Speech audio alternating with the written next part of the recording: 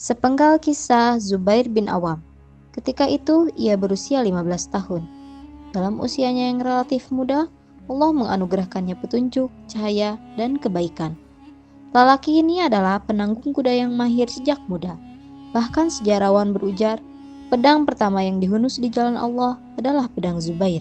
Zubair adalah orang terpandang dalam kaumnya. Namun, ia tidak luput dari penindasan dan penyiksaan orang Quraisy. Adapun orang yang bertugas menyiksanya tak lain adalah pamannya sendiri. Suatu hari ia pernah dikurung, kemudian pamannya memenuhi kurungan itu dengan asap hingga mencekik pernapasannya. Di tengah siksaan yang amat hebat itu, sang paman berseru, "Berpalinglah engkau dari Tuhan Muhammad, aku akan melepaskanmu dari siksaan ini." Zubair menjawab dengan tegas seolah-olah saat itu ia bukan seorang pemuda tanggung yang tengah tumbuh. "Demi Allah, aku tidak akan pernah kembali pada kekufuran selamanya." Zubair adalah seorang yang mendapat bagian sangat agung dari kecintaan dan penghormatan Nabi. Beliau selalu berbangga hati dengan Zubair dan sering berkata, "Setiap Nabi memiliki pembela dan pembelaku adalah Zubair bin Awam." Penghormatan yang diberikan Nabi kepada dirinya bukan karena ia anak bibinya, dan bukan pula karena ia suami Asma bin Abu Bakar, pemilik 2 selendang yang terkenal itu.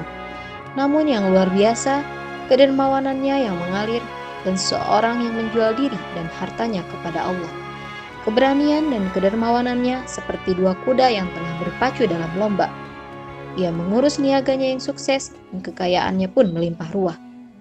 Namun, semua itu ia serahkan untuk kepentingan Islam.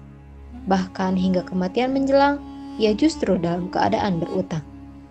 Sikap tawakalnya kepada Allah adalah titik tolak kedermawanannya, keberaniannya, dan pengorbanannya. Bahkan ketika hendak melepaskan nyawanya, ia berwasiat kepada anaknya Abdullah untuk membayar semua hutang-hutangnya. "Jika engkau tidak sanggup melunasinya, mintalah tolong kepada majikanku." Abdullah kemudian bertanya, "Maksud ayah, majikan yang mana?"